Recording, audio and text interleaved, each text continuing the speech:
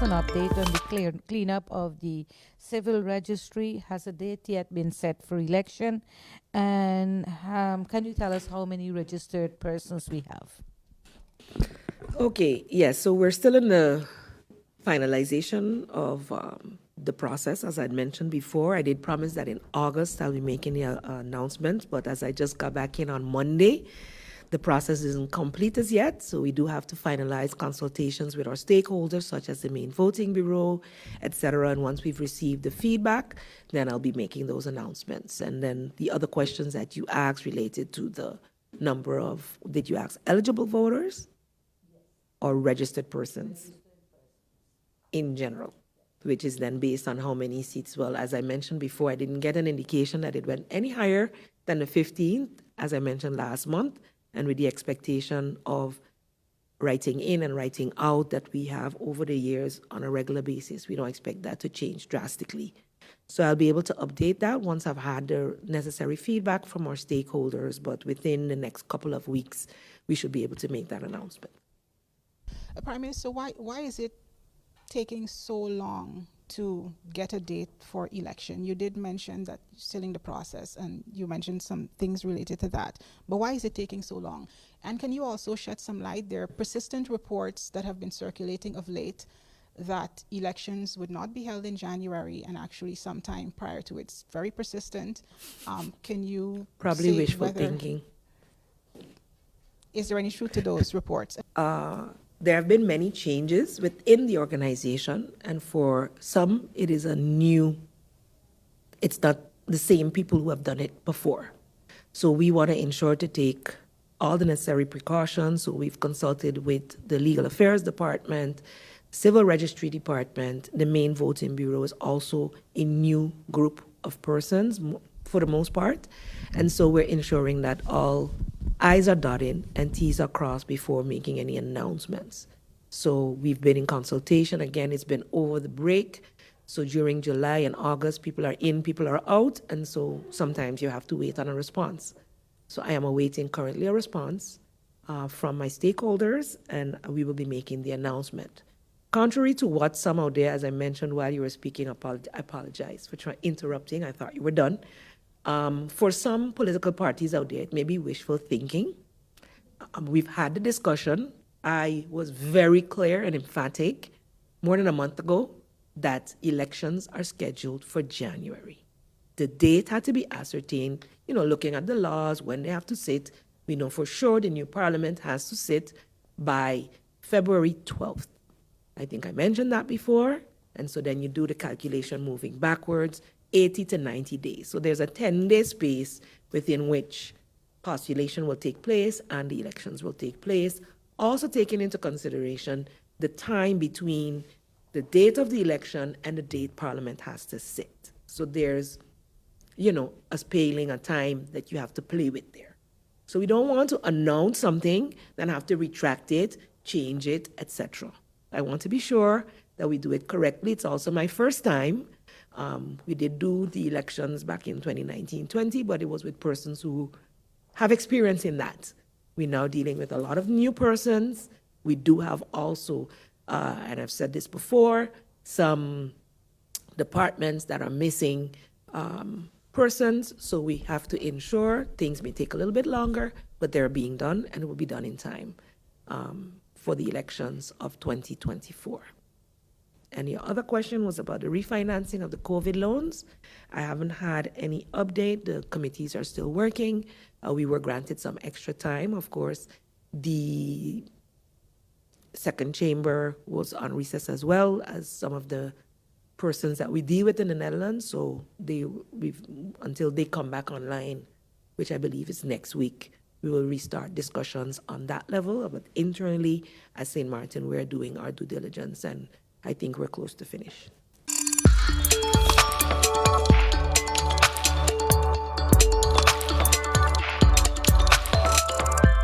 As we encounter challenges during certain events, during the jump up, we want to reflect on shared responsibilities, safety for all, including the youth and the teenagers. This responsibility extends as far from beyond the police force. It encompasses our entire community. The events of the weekend past cast a spotlight on critical importance, guiding our youth toward responsible behavior, especially concerning the use of alcohol and drugs. It is incumbent upon us to collectively create an environment where young individuals are empowered. In addressing these concerns, we also acknowledge the allegations of ill treatment that are accusations being used, upholding the law, ensuring rights of every individual, are committed that require the involvement of the entire community. Allegation of misconduct demands investigation and accountability, and it's our shared duty to hold up these principles. Beyond conflict, our community faces a myriad of challenges. These situations we raise and call for collective, introspective and actions, reminding us that our interactions with the youth, the younger generation, shape the perceptions of authority and their role within our society. As a united community, we must instill in them the importance of respect, empathy, understanding, while fostering an environment where this growth is nurtured. The communal responsibility is underscored by the broad array of concerns voiced by the public concerning the police operations. But it's only through dialogue, collaboration, mutual understanding that we can ensure well-being of our citizens. We are committed to actively engage with our community to address the concerns, improve trust, collaborate on meaningful solutions. I would, of course, beforehand, I'm sure the Chief is going to stress on this, there are certain things or certain information that can be given and some that cannot, due to, of course, not wanting to negatively affect any sort of investigations that are underway. But I do believe that when it comes to, and let me also mention that who's not here with us just yet, that I also invited was Dr.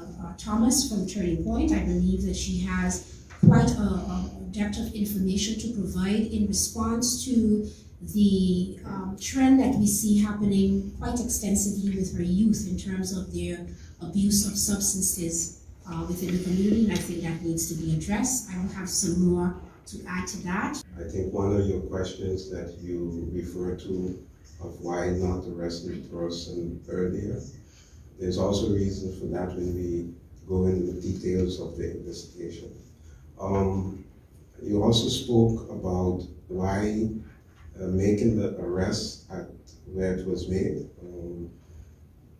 I want to be very careful with what I say about this because it's discretion of each officer how they proceed when they're doing their job. So they according to them was sufficient reasons for doing the arrest there. After being arrested, like any other citizen, you're brought to the police station. There the acting prosecutor will actually do an assessment of was the law correctly applied in your arrest. And in that phase, the acting prosecutor also going into it saw the injuries and also indicated to the person when the ambulance was even called to the station, but the person denied medical help from ambulance or whoever. So, and that's a normal procedure. Whoever comes to the police station, one of the things the acting prosecutor have to do is to check if there are any injuries. If there are injuries, it's normal procedure that you get medical attention.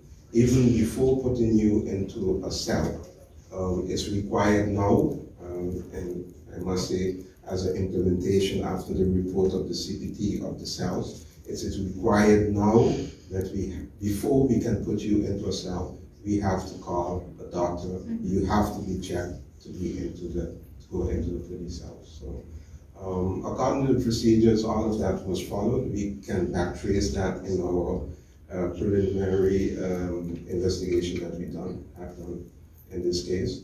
And the facts are also on paper. The gentleman just denied to receive medical attention.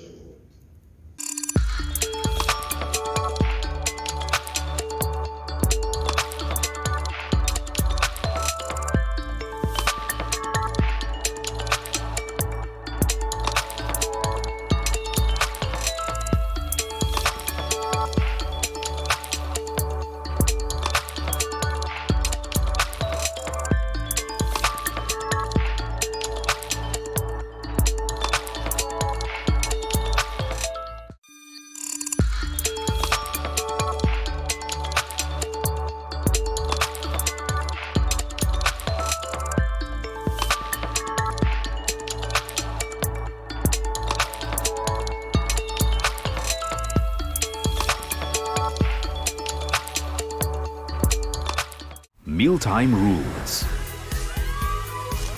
Don't serve yourself first. Do not eat with your mouth open.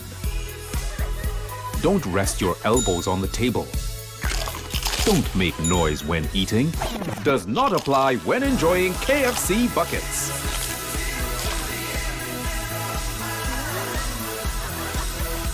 When we bucket together, we are as we really are. During the hurricane season, a potential tropical cyclone can produce rainfall that can cause flash flooding and rockfalls.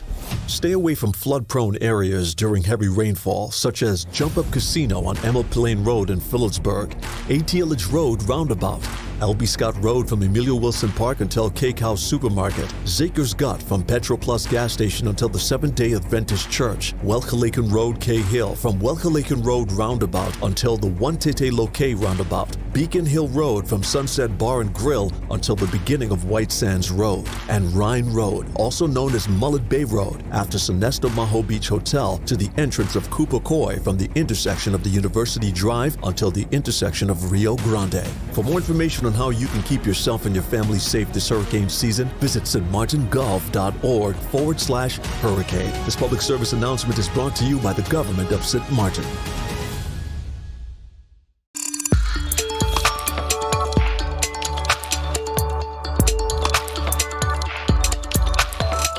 Happy new school year 2023-2024 to one and all, especially the students of St. Martin. They are our most important asset. And as president of the Y2, I want to also convey a happy new school year to the teaching fraternity of St. Martin. Every teacher, every support staff, everyone connected to a school, whether you're in the office, whether you're in a classroom, whether you're throughout the campuses of the various schools, I want to wish you a very successful, prosperous, and productive school year. It's important that our nation has productivity throughout the rest of the school year going forward, because our future generations depend on us to make sure we take care of them now and guide them on the right track.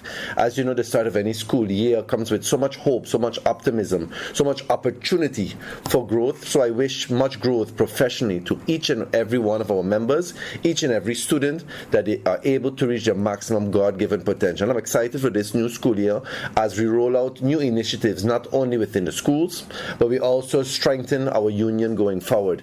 And you know, for the union of the Y2, we have grown over the past few years. We have grown exponentially over the past year and a half, 2 years in members, and the recruitment continues for new members. Members need to understand that the value of a union goes beyond just a salary increase or a benefit from a vacation day. There's deeper issues that a union champions on a day-to-day basis, and sometimes we don't see it immediately, but there are things that are being worked on.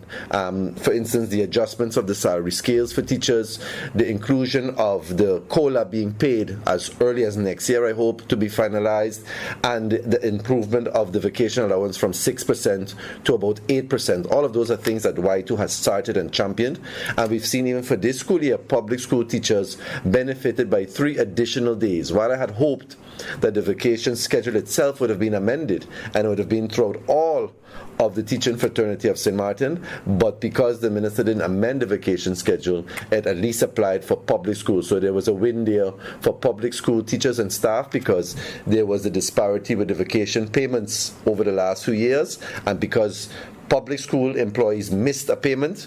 This apparently was the government's way of trying to address that disparity going forward. But again, a new school year, new opportunities, and I wish each and every one the very best for this school year. Interestingly, you said that there has been an increase in your membership.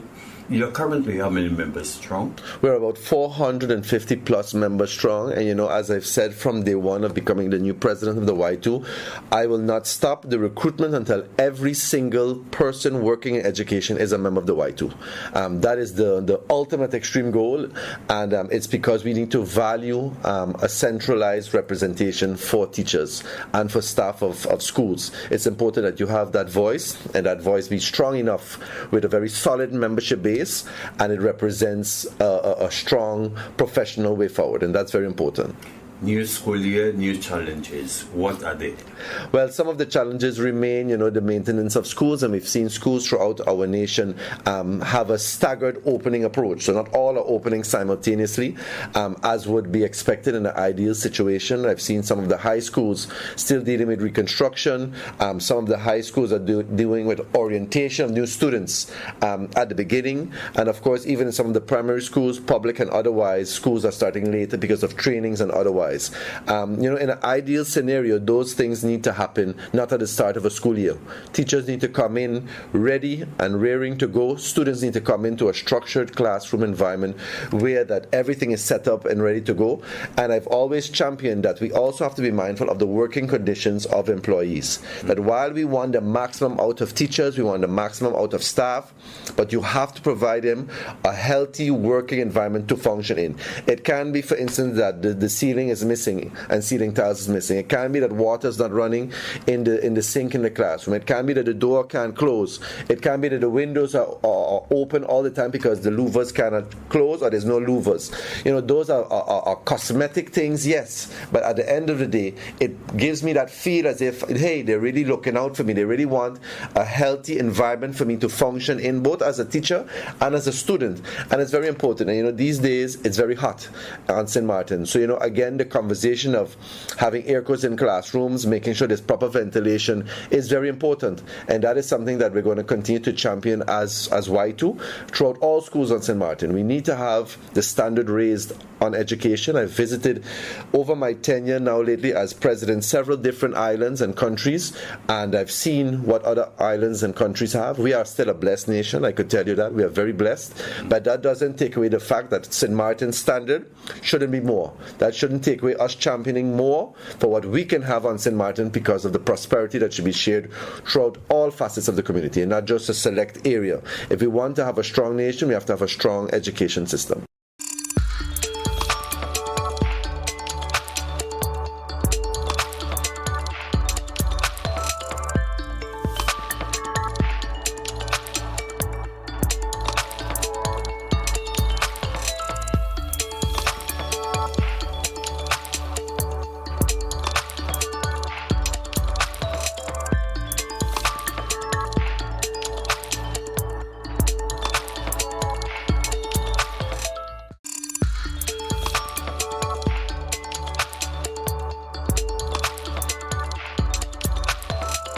That whatever policy we write, people cannot live in the economy we have, in the expenses that this country puts on the table.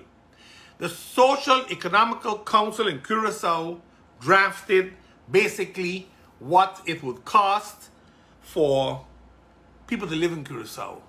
In St. Martin, you have what they call the bovenwinse toelage.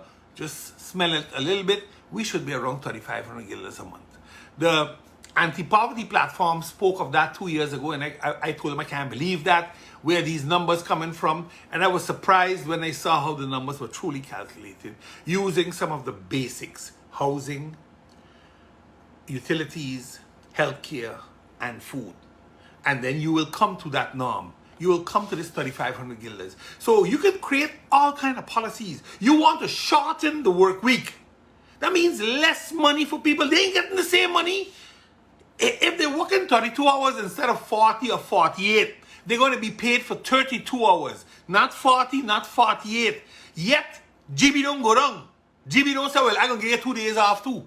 You get 2 days free. Food, you don't stay and say, I ain't going to eat for 2 days in a week. It doesn't jive, people. It isn't jiving. And this is the danger with these things. Because when you see who is doing it and what our say really is, you start to scratch your head. And it's an election year, so people will say, oh, we're going to do this because of the elections. No. I've been doing this for the past 2 years. But this is the third quarter report of 2023. So I'm going to discuss it today. But this is what we're looking at. This is what we're looking at with this point. Are we really removing the obstacles to tackle unemployment and youth unemployment? Are we tackling illegal unemployment? I don't think so. I don't think we are. Because illegal unemployment means you don't have a work permit or you don't have a residency permit. It means you're undocumented. Because any local with a passport is not employed illegally. So it means that the immigration aspect needs to be also discussed. And while we talk about putting immigration and the work permits together, I need to see that happen yet. Because they have spoken about it so often. They even said, people that have illegals unemployed, please come and register them, and you have to hold on to certain criteria, but we ain't guaranteeing nothing. Now they extend it onwards into September, because it seems not to really be working. But nobody going to come and register just like that. If they got in the back of the head that you're going to tell them no, and now you know they had illegals unemployed, so you're going to raid their place, find them, and create one big sham in their business. Nobody ain't crazy. We know how it works. Everybody knows how it works here in St. Martin. You raid places, oh, the rest to come. Nobody else can get raided since then. But this was just, we picked that one first. But the one right across the road, we didn't do either, right, Minister? And up until today, you ain't do nothing. So when you start to target businesses, this is the problem. Nobody gonna believe you anymore. Nobody believes nobody anymore. But we're gonna talk about that in the rule of law. Because I ain't done with them yet.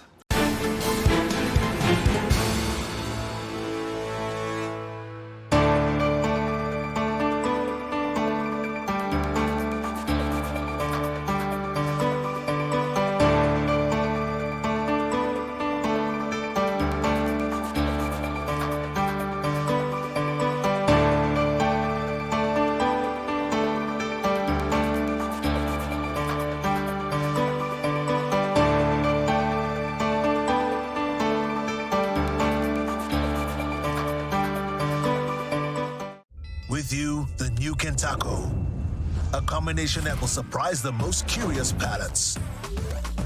Combining the deliciousness of KFC chicken and the practicality of a taco with a doubly delicious ergonomic shape. Wow! Compatible with all types of bites. New Taco. Enjoy a double breaded chicken breast with our secret recipe. Cheese, lettuce, and tomato. New Taco, the innovation that's in everyone's mouth. It's hurricane season. Are you prepared? Here are a few tips to keep in mind to help keep you and your family safe. The Atlantic hurricane season runs from June 1st to November 30th, with the peak occurring between mid-August and late October. This hurricane season, be sure to put together a go bag. A disaster supply kit including a flashlight, batteries, cash, first aid and supplies, medications, and copies of your critical information if you need to evacuate. This public service announcement was brought to you by the government of St. Martin.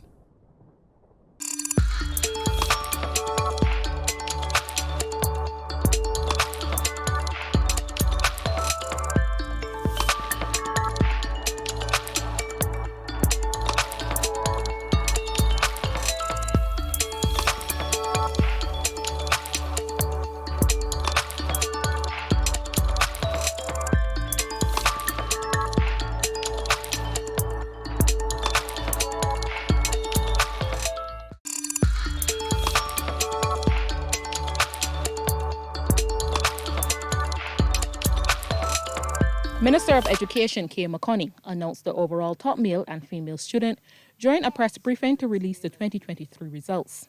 The overall top performing male student was Scott Johnson from Charles F. Broome.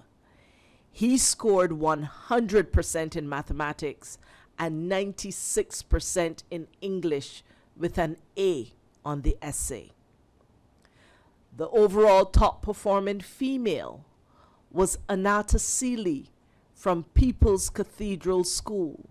She scored 99% in mathematics, 99% in English with an A on the essay. The national averages for mathematics and English are up. The national mean score for mathematics is 59.2.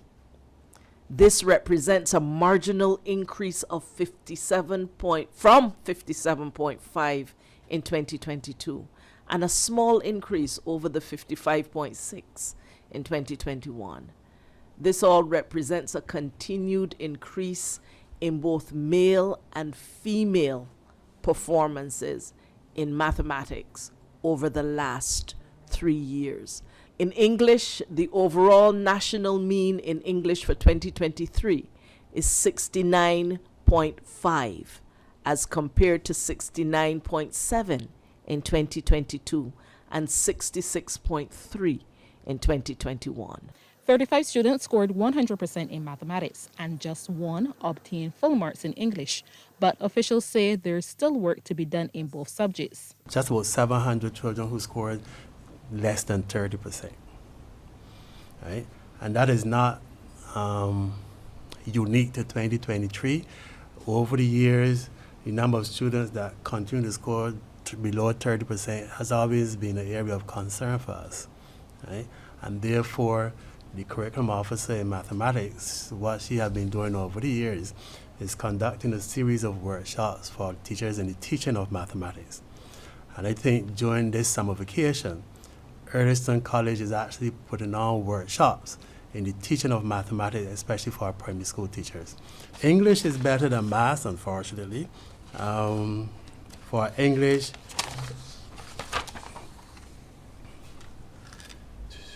it was just short of 400 persons who scored less than 30. Students are receiving their test results by email and from their respective primary schools.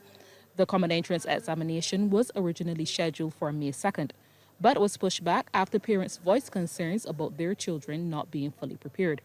The officials believe that delay was a good move, as reflected in the better results this year compared to last year. Rianne Phillips, CBC News.